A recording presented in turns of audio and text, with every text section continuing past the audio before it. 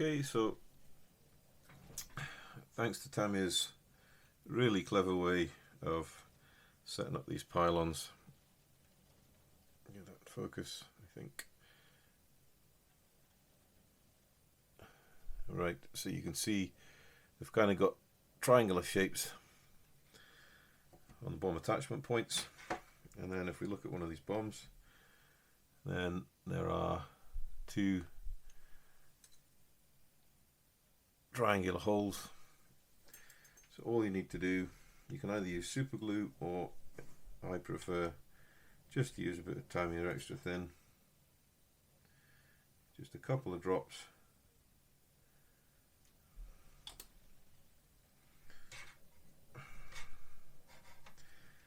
So I'm trying to work around the camera, so a couple of drops of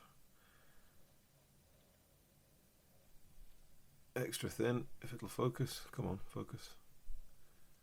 There we go, in those two slots, and then just orientate the weapon to the pylon, press it home and hold it for a couple of seconds just so the glue bites, and then look down the wing to see if the weapon is sitting straight on the pylon. And then it alternates between what they call daisy cutters with the extended fuse and the ordinary fuse bombs. So you've got 3 and 2, and here obviously you've got your Zumi rockets, and then you've got your main ordnance here. So it's a serious bomb load that this aircraft carried. So you've also got, I think, 50 calibers in the wings. So touch of glue in each of those holes, orientate it to the pylon, and set them home. Push and check for square. And this, what makes the construction of this aircraft really easy, is the fact that Tamiya's designed it in such a convenient way for modelers to paint all these bits separate and then add them at the last minute once you've done all the overall weathering. I certainly wouldn't recommend attempting to weather this aircraft with all the pylons on, because it would have just been an absolute nightmare trying to get the oil wash on and then the oil wash cleaned away, any streaking or grime work you want to do. So we've got 2 to do.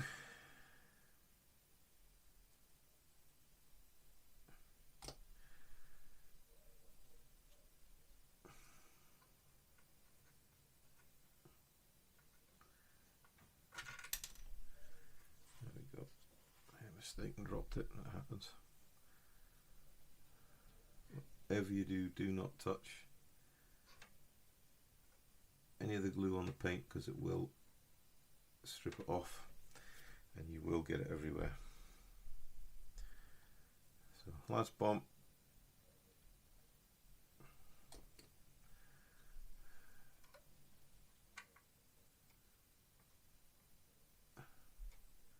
Press down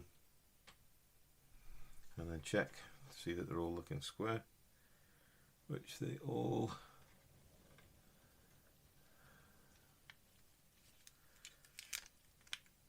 are looking not too bad.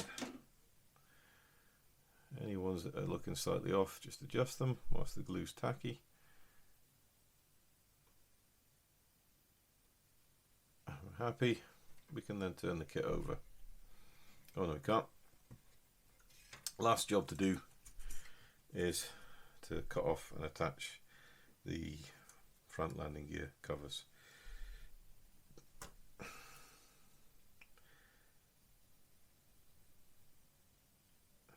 They are sided, so it's good to refer to the instructions. So we've got parts 19 and 18, which I've managed to drop on the floor.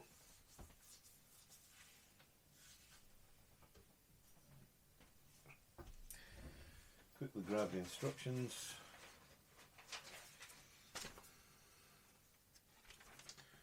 Wheel wells.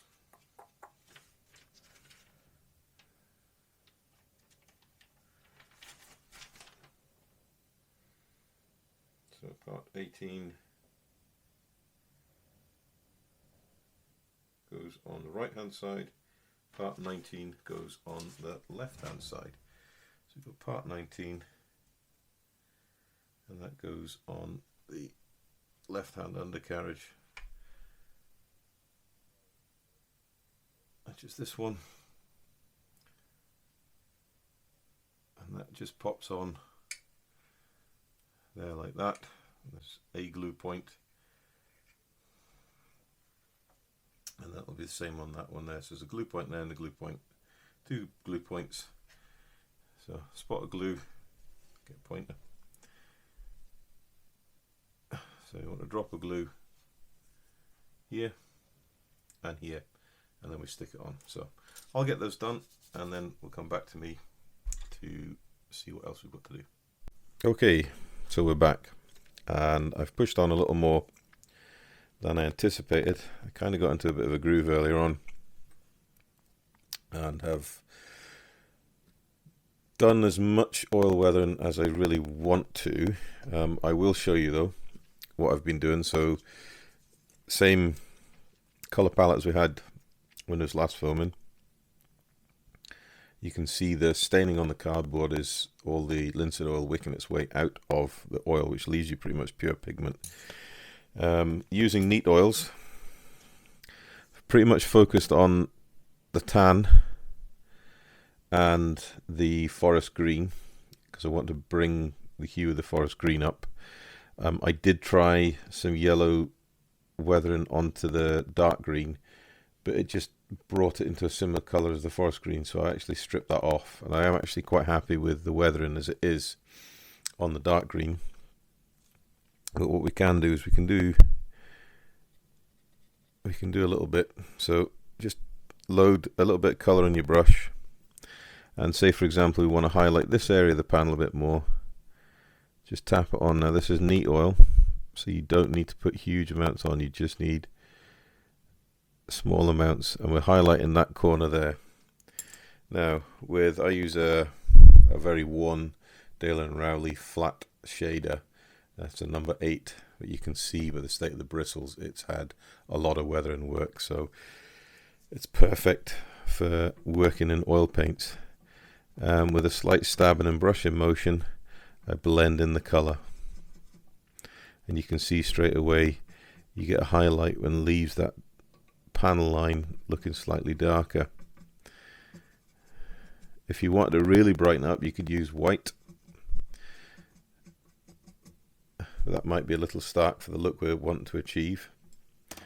If for example we want to just raise the shade up on this nose, we can do. We have to be very, very careful we don't make it look the same. So we're just touching lots and lots of little dots of yellow in there. Coming back with a shader brush and blend it in. Instantly that lightens that paint up. So there's a little bit of sun bleaching on the top of the engine cowling. That's nice. You can see that there. It's very difficult with the glare of the studio lights, but I think you should be able to see the cowling starting to lighten up in the center of the panels. So we'll do a little bit more on the nose.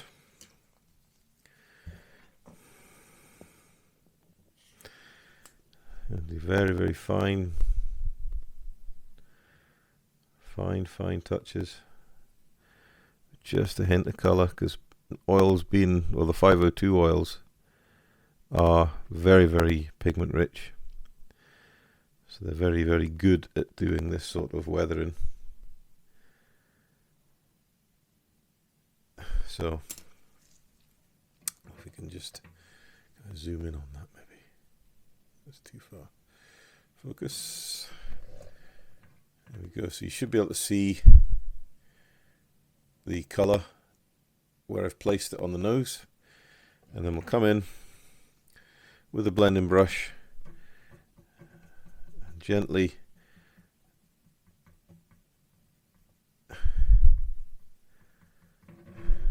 and all we're doing is blending that oil paint in, and instantly That's changed the hue of that green. You can see that there. So that's brought a little bit of wear to it, sun bleach into it. I think you can see the similarity between the dark green and the forest green, so you can see why I haven't gone wholesale on this. Now what I've got here is a brush I liberated from my good lady wife's makeup set. For those that are interested, it's a Morphe M335. It's a shading brush. It's really good for dry brushing, but it's also quite nice for oil blending. So, and this just feathers it in, softens it up, and sort of makes it more unified. So there we go. That's a quick bit of shading work to highlight the nose, and I think I'm going to leave it at that, purely because I don't want to go overboard. So I've done all the main areas of paint, gotten them shaded up to the point I'm happy. I've put a little bit of shading on the walkways to indicate boot marks. We've put the gun barrels in the wing and painted them with Citadel colour bolt gun metal. So that's what we've painted the guns with. We've put the, I'll zoom out again, easy to see all the parts we've put on. We've put on the tail, I'm assuming that's some sort of probe.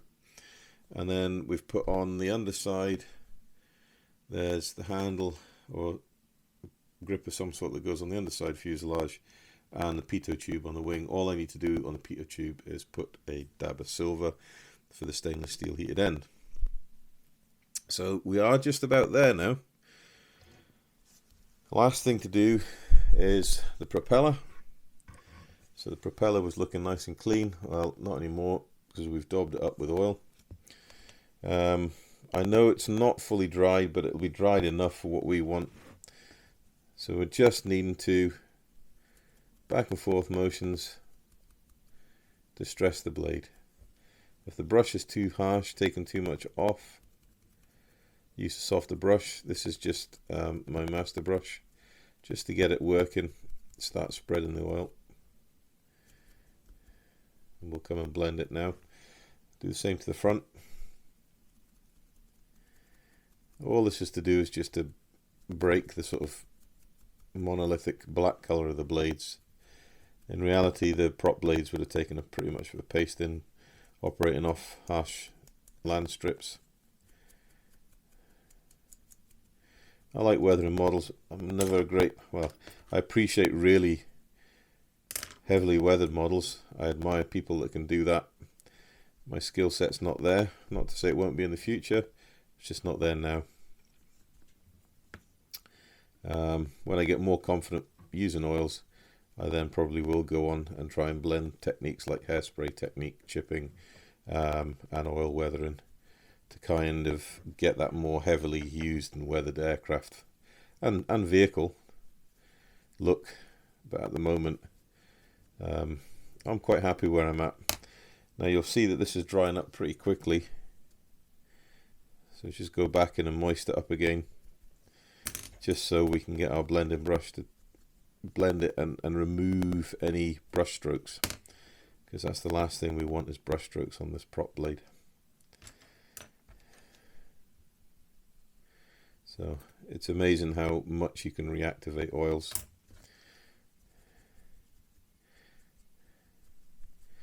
And you can make them work to your advantage. There we go.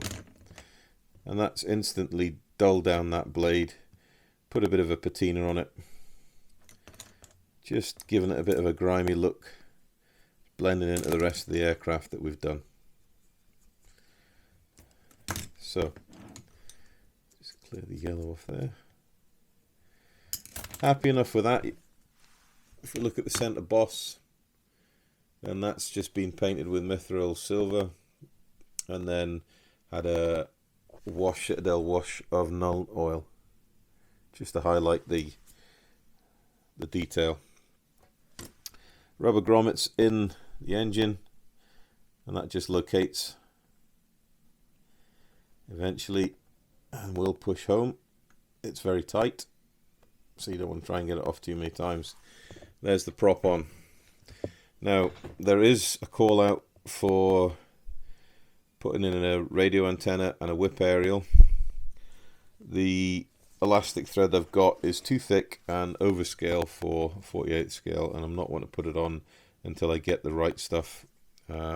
Intending to get some Ushi van der Rossen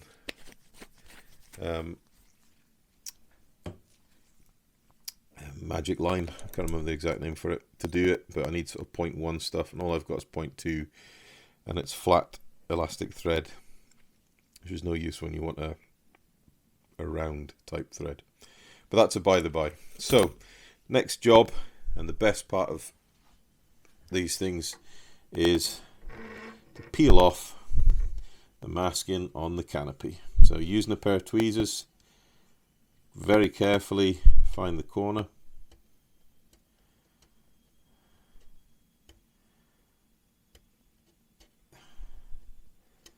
and lift the corner. There's a piece under there. There we go. I do tend to just use nothing but Tamiya masking tape to mask canopies, because it's so reliable, and you can leave it on for months and it will come off no bother at all. So you take the corner and peel away.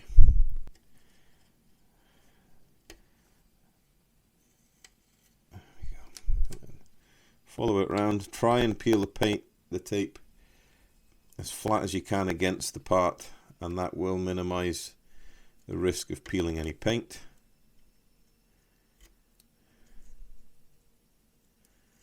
There we go. Joys of tape and gloves.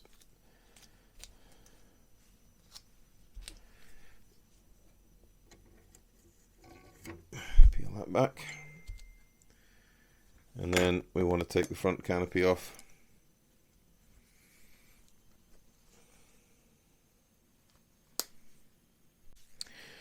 Right, we'll go for the front canopy again.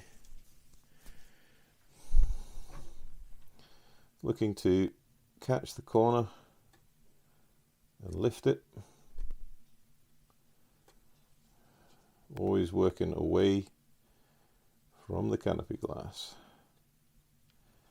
So you try and avoid scratching it. As you got that corner up, that tape will peel away nicely, especially if you're using Tamiya tape. Or you could also be using, if you get a mask set from the likes of Edard. Excuse me while I get my glasses on, because I can't see small things anymore.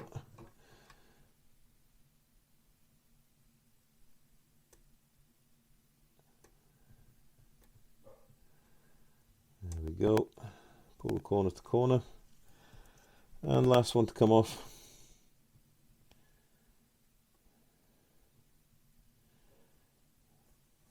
And there we go. Best part of the model, that. And that is as far as I think we need to go with this particular build. Tamiya's 1/48 scale A1J Skyraider, US Air Force. And what an aircraft that is.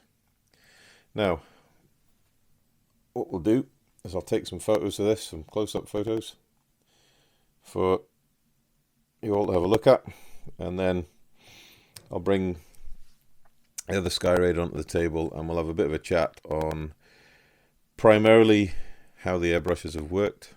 The Gaahleri 98D and 68 trigger airbrushes, and finishing these two aircraft, and then obviously we'll have a little discussion on the aircraft and the model kits themselves, just so anybody's interested can make a decision on whether they want to give this one a go. But that's this one finished, so give me a moment and we'll be back on me. So there we go. A tale of two models, tale of two airbrushes. The Gaahleri 98D and the Gaahleri 68 trigger. I'm hoping you've seen through this painting series, and I know I've focused mainly on the painting rather as the building, and I've done a little bit more detailing with the second of the aircraft, but primarily we've been looking at the painting process and the ability of these airbrushes to lay down colour. So I'm hoping you can see that block colour work is no problem. So we've got the overall grey, and we've got the insignia white undersides. We've got all the colour variation we managed and tonal variation we managed to put down with those airbrushes. And then moving on to the second model, we've got the tricolour camo and the underside grey. We've also got the exhaust staining on the models, and we looked at doing a little bit of panel line shading on another older model kit of mine. So, initial thoughts. The price point of these airbrushes is very, very competitive. About $100 for this, and we're talking about better than entry-level airbrush. This is nearly getting onto professional grade airbrush. And the trigger airbrush, definitely better than an entry-level airbrush. I achieved the same level of finish from both of the airbrushes. Now, I've been painting airbrushes for over a decade now, and to pick up an airbrush and use it like I've used these two is no problem at all. They've performed faultlessly. The paint delivery was faultless, both with the air cap on and with the crown cap on and the crown cap off. The ability to get that detail laid down was no problem at all. They clean up very well. They're easy to maintain, and I have no qualms with them at all. I know I was given these airbrushes by Gaahleri, but I'm not a person that will say something's good when it isn't. These are two very, very good airbrushes, and for the price point, they're exceedingly good. So would I recommend them? Yes, I certainly would. Would I recommend them for somebody getting into the hobby? Yes, I certainly would. They're a far better entry-level product than a lot of the airbrushes that are available on the market. Yes, they're probably a little bit more expensive than a cheaper alternative, non-name, no-brand alternative, but this is a brand, and Gaahleri working very, very hard to build their brand, and they give you exceedingly good backup support promise in that if you have a problem, let them know. They'll replace the airbrush and you don't have to send the other one back. That's a serious commitment from a company. So this company is definitely working hard to build a brand that competes with the established brands such as Iwater, such as Badger, such as Harder and Steenbeck. And I think they're competing at a very, very good level, especially when you consider the price point. So I'm going to have to say they're highly recommended. So what next for the channel? Well, we've seen what we can do on test for aircraft builds. I will obviously be looking to build some armour, and I've made the commitment to use nothing but these airbrushes for the next 6 months, and that's what I'm going to do. And I'll be giving the company feedback on my thoughts and any improvements that can be made to the airbrushes. But at the moment, I'm happy just to use them and find my feet and see what they can do. And I think we pushed them reasonably hard on these builds, especially on the freehand camo. That's not easy to do, and you do need a well-performing airbrush to do that and get a decent, sharp paint demarcation line. So, you know, I'm not taking it easy on these airbrushes. I'm certainly giving them a run for their money. If you've got any questions or comments about what you've seen in this last series of painting videos, please pop them down below. If there's anything you want me to explain further, no problem at all. I will always take the time to read the questions, and I will give you a reply. And if you'd like to, you know, give me a like and a thumbs up, that's brilliant, and a sub for the channel, that's even better. So that's it for now. Take care, guys. Thanks for watching, and happy modelling.